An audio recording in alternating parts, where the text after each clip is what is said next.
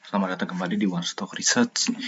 Nah, di episode kali ini kita akan membahas tentang Bapak Garibaldin Thohir atau Bapak Boy Thohir, di mana dia ini adalah sosok di balik akuisisi perusahaan-perusahaan China di Indonesia. Bapak Boy Thohir sendiri ini adalah Ketua Kamar Dagang dan Industri atau Kadin ya, yang ada di Indonesia ini Komite Tiongkok. Nah, dia ini sering ya diundang ke China untuk menjadi perwakilan dari Kadin atau perwakilan dari pebisnis Indonesia ya ke China, dan beliau ini juga salah satu perusahaannya dia itu diakuisisi oleh salah satu BUMN dari China, yaitu China Merchant ya. Jadi China Merchant ini akuisisi perusahaannya Bapak Boy Thohir yang bernama PT Nusantara Pelabuhan Handal, atau kode TIK-nya adalah Port. Jadi akuisisi ini udah terjadi di tahun 2023 ya, kisaran 22 November setelah Bapak Boy Thohir datang ke Provinsi Zhejiang di China pada tanggal 13 November 2023. Nah, kemarin itu si China Merchant-nya sendiri dia akuisisi atau melakukan sisa akuisisinya dia ya di perusahaan Port ini di bulan kemarin, atau dia melaksanakan wajib tender offer-nya. Nah, belakangan ini marak perusahaan China ya, mereka lagi mencari perusahaan yang udah listing di bursa dan juga mereka akuisisi. Dan hal ini tuh ada kaitannya dengan salah satu project besar ya dari China, yaitu mereka ingin membangun perusahaan mobil listrik di Indonesia. Dan kalau kita hubungkan ya, pertama adalah perusahaan produsen listrik China ya, atau BYD membangun pabrik di Subang. Ini udah beritanya udah lama ya. Terus si BYD ini membeli lahannya itu dari SSIA. Dan kalau kita lihat juga SSIA ya dengan anak usahanya atau NRCA ini sekarang lagi membangun tol untuk ke pelabuhan Patimbannya. Dan kalau kita lihat juga ada perusahaan Laba ya. Laba ini diakuisisi oleh salah satu perusahaan baterai asal Cina untuk yang nantinya dia akan menjadi komponen BYD yang ada di Subang. Nah, kalau misalkan mobilnya udah jadi, semua komponennya udah jadi, misalkan udah jadi sebuah mobil. Nah, dari pabrik ini kan mereka kan membutuhkan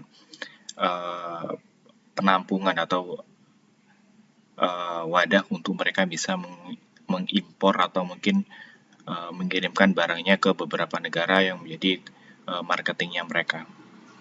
Oleh karena itu, kalau kita lihat ini berita di tahun 2022 ya, operator pelabuhan Patimban ini sedang mencari mitra strategis untuk mengelola peti kemas di daerah Patimban. Nah, kalau menurut saya ya, kalau misalkan mereka ini mencari perusahaan yang sama-sama dari China, seharusnya Port ini akan menjadi salah satu kandidat mitra strategisnya mereka di daerah Pelabuhan Patimban. Meskipun sekarang kalau kita lihat Port kan mereka masih menjadi istilahnya yaitu operator di Tanjung Priuk. Di kemudian hari mungkin ada potensi mereka akan menjadi mitra strategisnya di area kawasan Subang ya, yang akan nanti menjadi kawasan industri mobil listrik di Indonesia. Nah, Port sendiri ya, buat teman-teman yang nggak tahu, ini adalah perusahaan yang bergerak dalam bidang pelabuhan, di mana dia jasanya adalah bongkar barang.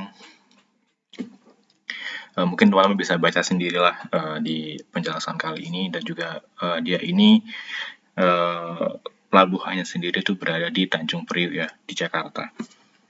Dan kalau kita lihat secara revenue-nya dia ini di tahun 2024, kalau kita lihat ya khususnya di kuartal 2-nya ini mulai menurun dibanding dengan tahun 2023. Ini dikarenakan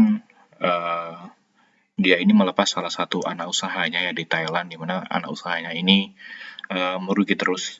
Akhirnya mereka ini memutuskan untuk melepas anak usahanya dia yang ada di Thailand. Akhirnya akibat dari aktivitas divestasi ya, divestasi anak usahanya dia yang merugi. Nah, di kuartal kedua dia ini rugi sampai 172 miliar. Dan kalau kita lihat di tahun 2024 ya, khususnya di kuartal 3, dia ini udah balik laba lagi ya, bahkan labanya itu lebih tinggi daripada di kuartal yang pertama. Nah, ini membuktikan bahwa keputusan dari Port ya untuk melepas anak usahanya yang ada di Thailand ini adalah keputusan yang sangat tepat, karena anak usaha yang di Thailand ini cukup membebani ya, karena udah beberapa kali dicoba untuk diselamatkan, ternyata akhirnya nggak bisa, akhirnya mereka dilikuidasi atau dijual ke perusahaan asing yang lain. Nah, kalau kita lihat Port ini dia kan udah melaksanakan tender offernya ya, itu dimulai di bulan September dan berakhir ya di bulan Oktober kemarin. Nah, saya sendiri ini sedang menunggu laporan dari hasil tender offernya, cuman saya nggak tahu, ternyata mereka nggak melampirkan laporan tender offernya, justru mereka melakukan RUPSLB ya, jadi mereka melakukan rapat umum pemegang saham luar biasa itu di bulan Desember. Mungkin ada beberapa kemungkinan yang akan terjadi di Desember. Mungkin yang pertama adalah perubahan terkait dengan nama perusahaannya. Terus yang kedua adalah mungkin dia, saya nggak tahu ya, apakah China Merchant ini mengambil Port ini hanya sekedar akuisisi atau mungkin seperti perusahaan-perusahaan China yang diakuisisi Indonesia, mereka rata-rata kan melakukan backdoor ya, atau backdoor listing lah. Nah, si China Merchant ini apakah nanti akan backdoor listing apa enggak? Karena si China Merchant sendiri itu merupakan salah satu perusahaan pelayaran yang cukup besar ya, karena mereka kan nggak cuma di Indonesia aja, itu hampir di seluruh dunia mereka ini lagi rajin akuisisi. Jadi nanti apakah akan ada sebuah backdoor di saham Port apa enggak? Ya mungkin kita lihatlah di bulan Desember ya, ketika RUPSLB apakah ada mata rantaian acara yang cukup menarik apa enggak. Dan ini adalah beberapa historika saham yang bukan tender offer di tahun ini ya, khususnya di 6 bulan terakhir. Ini ada Brau, Laba, Port, TOTL, IBST, OCAP. Khusus untuk Brau dan OCAP ini kan sahamnya memang kayaknya udah ada listing ya, mau delisting, jadi nggak terlalu signifikan. Tapi khusus untuk Laba, TOTL, IBST ya, ini kan sahamnya naik cukup lumayan ya, kayak Silo, Bino, MFIN, MMLP, ini sahamnya juga naik yang sangat signifikan. Dan Port ini kalau teman-teman ya mungkin lihatlah secara chart, ini sahamnya belum bergerak. Nah, ini adalah contoh TOTL ya, setelah dia TO atau tender offer, ini sahamnya naik cukup signifikan. Dan ini adalah Bino sempat naik signifikan juga ketika tender offernya selesai. Terus ini adalah MFIN dia juga naik cukup signifikan setelah tender offernya selesai ya. Jadi dia sempat turun dulu di sini, sempat turun kisaran 30 hari, terus setelah itu dia terbang ya dari 1.600 sampai sempat ke 4.000. Ya ini kenapa sahamnya nilainya kecil ya, dia setelah tender offer dia membagikan saham bonus, makanya terdilusi. Nah, ini adalah chartnya dari Port ya. Jadi waktu sebelum tender offer itu sahamnya naik, cuman setelah tender offer ini saya masih menunggu ya Port ya, karena Port sendiri kalau kita lihat kan jumlah masyarakatnya kan 20%, jumlah masyarakatnya 20%, cuman kalau kita lihat lebih dalam lagi, itu ternyata jumlah investor individualnya itu cuma 0,26%. Jadi sahamnya ini sebenarnya kalau misalkan si China Merchant mau angkat itu sebenarnya enteng banget, karena retailnya cuma 0,26% aja. Jadi dari 20%nya ini adalah perusahaan institusi ya teman-teman. Jadi misalkan ya, kayak misalnya studi kasus MFIN MVIN ini pemegang sahamnya cuma 300 orang aja, dan publiknya itu nggak sampai 1%, bahkan nggak sampai 0,5%. Itu sahamnya naik hampir 200% setelah dia tender offer. Nah, apakah port ini juga sama? Karena kalau kita lihat kan jumlah pemegang sahamnya kan cuma 700 ya, kalau kita lihat di bulan September. Nah, setelah tender offer, seharusnya jumlah pemegang saham itu semakin sedikit sama kayak MVIN. Mungkin nanti jumlah pemegang sahamnya mungkin di bawah 500 lah ya. Tentunya kalau misalnya jumlah pemegang sahamnya itu lebih kecil, port bahkan akan menjadi lebih menarik.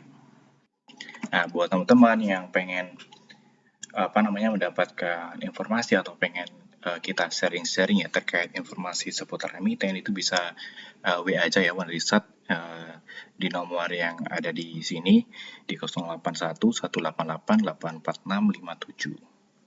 Karena apa? Karena jujur ya saya mohon maaf karena saya nggak bisa nge-share hampir keseluruhan ya saham-saham yang menarik, karena yang pertama adalah keterbatasan waktu, yang kedua adalah ada kayak kesibukan lain ya.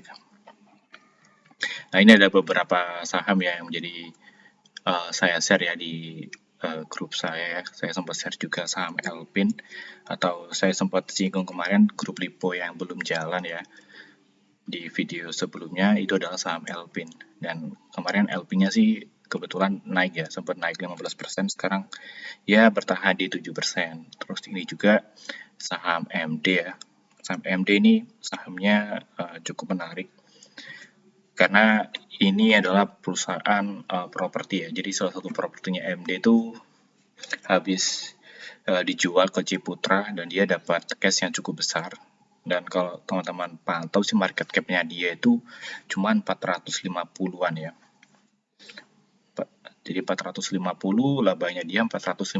Jadi laba per market cap-nya dia itu hampir sama gitu loh. Dan jumlah cash-nya 700 M. Harusnya MD ini cukup menarik kalau misalnya pemegang sahamnya bisa ngelola cash-nya dengan baik ya. Dan info-info seperti ini itu kadang saya istilahnya itu kadang nggak punya waktu untuk bisa sharing di YouTube, karena kan kalau kita sharing di YouTube kan kita harus bikin skripnya dulu, terus ngedit juga, dan itu kan membutuhkan waktu yang nggak yang sebentar ya, jadi membutuhkan waktu yang lama. Jadi teman-teman kalau misalnya mau tanya-tanya ya WA aja lah di WhatsApp saya. Nah, ini saham MD ya, kemarin sempat arai atau reject atas ya. Ya mungkin itu aja dari saya. Sampai jumpa ya di next video, dan salam research.